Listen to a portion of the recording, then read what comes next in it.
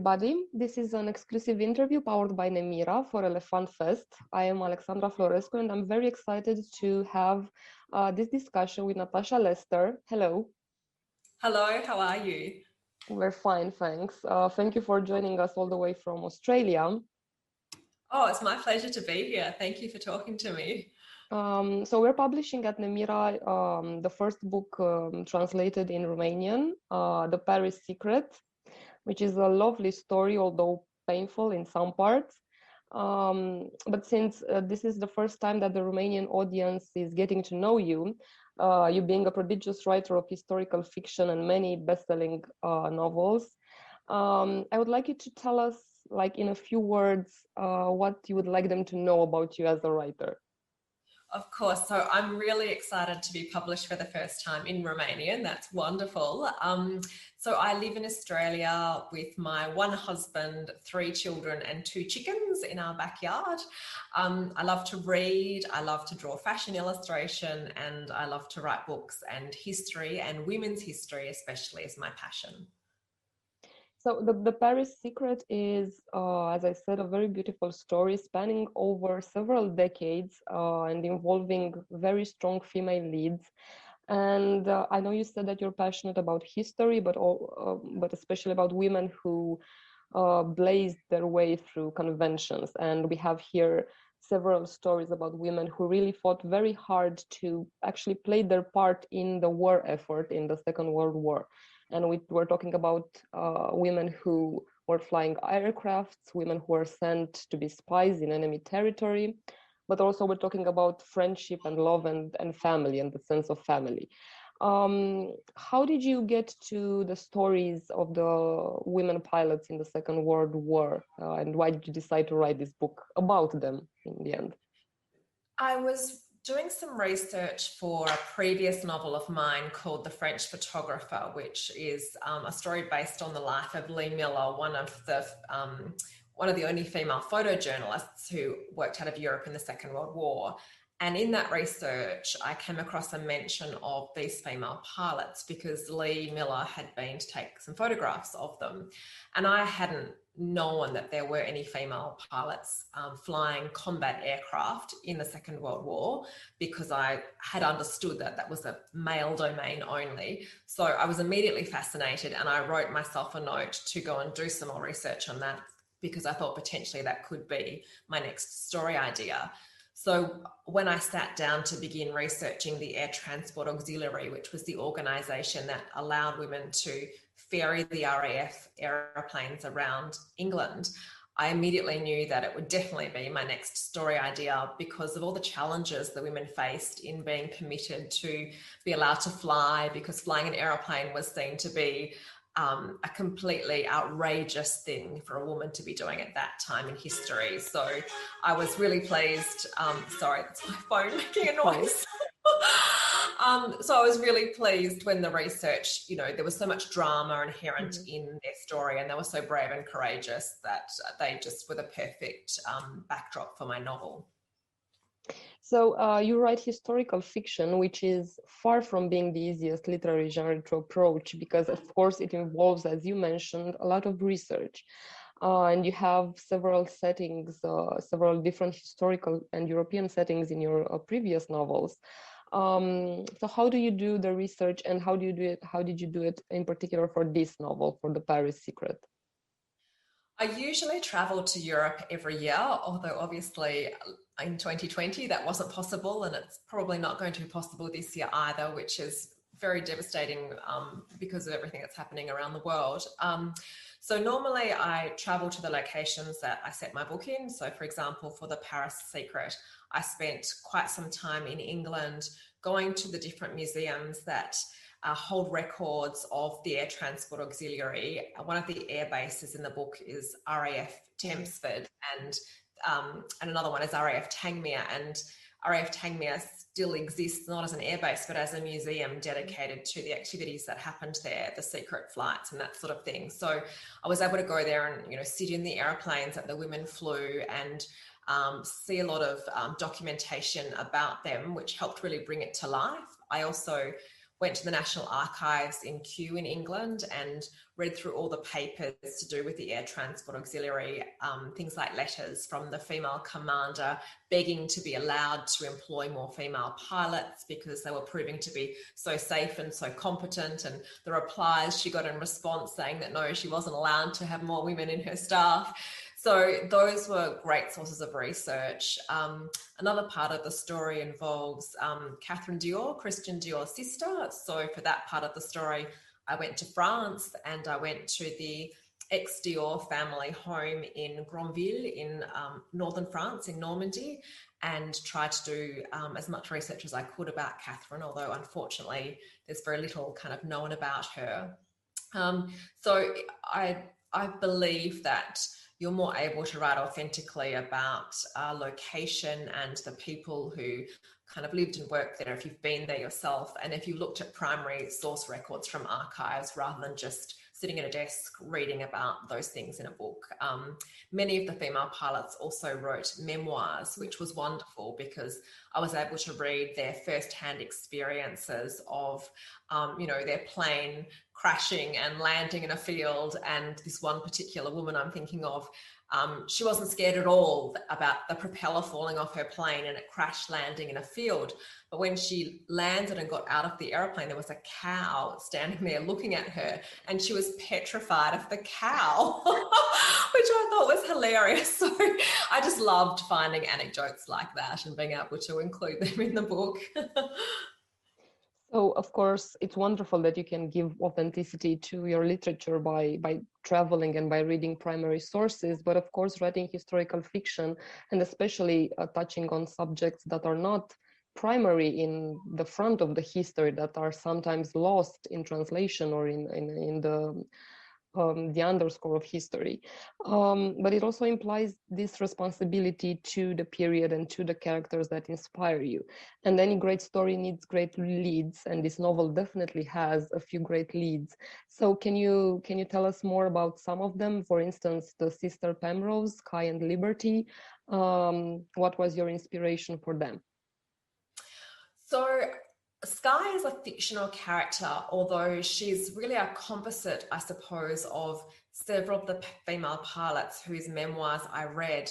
The one thing that I felt about all of them was that they were aware of the fact that flying an aeroplane was seen as quite transgressive, but they just didn't care because they loved flying so much. And their love of flying was what drove them. And so she came out of me reading those memoirs and wanting to write this woman who was going to keep flying in spite of all the barriers and opposition, because it was what she loved to do. And so I also knew from reading the women's memoirs that Sky was going to need to be quite feisty and quite strong, because there were various experiences that the women recounted, such as when they were first employed by the Air Transport Auxiliary. A whole lot of men wrote letters to the newspapers calling the women disgusting and saying they didn't even have the intelligence to scrub the floor, so how could they possibly have the intelligence to fly aeroplanes? And I thought, oh God, goodness, imagine reading that, knowing that you were a fully qualified pilot. These women all had, 2,000 hours of flying experience behind them. They were more than intelligent enough to both scrub floors and fly airplanes. So I knew that in order to be able to read those things and keep flying and keep that passion for it, she was going to have to be strong. So all of those things really helped to inspire me to write Sky. And I guess writing her sister Liberty, who's kind of the exact opposite to Sky, that was just a fun way to write about two sisters. I wanted to imagine, okay, what would it be like if you had one sister who loved flying and one who hated it? And one person's passion was the antithesis of everything the other one wanted to do. And that was really where that idea came from. And it also meant that, you naturally had great conflict and great drama as soon as you put those two sisters on the page together. So one was very much just purely imagination, and one was really based on an amalgamation of the various female pilots' experiences during the war. Mm-hmm. Well, as I said, the story spans over several decades, and there's a contemporary take with the lead, Kat Jordan, who is an Australian fashion conservator, I guess. Is there any real inspiration for Kat as well? I always say that, I mean, the book opens with Kat finding a wardrobe of 65 haute couture Christian Dior gowns hiding in a wardrobe in an abandoned cottage in Cornwall. And I always say I was writing about what I dream might happen to me one day. I'd love to walk into a cottage and open a wardrobe and find 65 Dior gowns waiting for me. So she really was a bit of a dream character for me. I am quite passionate about sustainable fashion, and I love fashion illustration and fashion history. And so to write a character whose job was, as a fashion conservator, someone who is charged with preserving fashion artifacts from, decades or even centuries ago, was just writing about something that, if I wasn't a writer, I would love to be doing that. So she was lots of fun to write, because I actually was able to sort of fly across to the other side of Australia to Sydney, and I met with a fashion conservator there who took me into the museum's archives and showed me some of their Christian Dior gowns from the 1940s and let me kind of open them up and with gloves on my hands, sort of touch the insides and see inside the gowns, which was quite wonderful. And she told me a lot about her job, so that I could then write Kat based on knowing exactly what a fashion conservator did, and knowing what the insides of these wonderful gowns looked like, because in a museum we only ever get to see the outsides, and if you're writing about a fashion conservator, of course you've got to understand all the different angles of what a fashion piece might look like. So that was a great experience. It's wonderful that you did so much field work, let's say. Yes. I'm very lucky that so many people volunteered to help, I suppose. Archivists and museum conservators are so generous and so wonderful with their time. So the novel is written with a back and forth present day and past, present day and some years during the Second World War, which I'm sure is not easy to write, although it's much more interesting to read, of course. So why did you choose to write it this way and not in an easier linear timeline? I wrote it that way because one of my previous books, The Paris Seamstress, which was published here in Australia and in the US in 2018, happened by accident to become that sort of dual narrative with a contemporary storyline and a historical storyline. I had been writing it as a purely historical novel, and I'd got myself really stuck with the plot. I didn't know how to finish the book. I kept getting to about 3/4 of the way through, and then I'd have to walk away because I didn't know what was going to happen. And then one night just woke up in my bed with this idea of the main character, her granddaughter, who had never existed before, but suddenly at 3:00 in the morning, the main character had a granddaughter and she had a storyline, and that was going to help me unravel this sort of plot tangle I'd tied myself up into. And so I did that in that book, and I loved writing the dual narrative, and it helped me to unravel the plot in a really engaging way for the reader, and readers really responded positively to that. So when it came time to sit down and write The Paris Secret, it seemed the logical choice to do it again. And I always had in my mind from the outset of writing that book, as well as writing about those female pilots, I wanted to write about this young woman who discovered this treasure trove of haute couture gowns that belonged to her grandmother. And so therefore I knew straight away that for that story to work, I needed to have both the granddaughter and the grandmother in the story together, so that the granddaughter could work out the mystery of why her grandmother, this most unlikely and unassuming woman, could possibly have come by this astonishing collection of Dior couture gowns. So I find it quite fun to write like that too.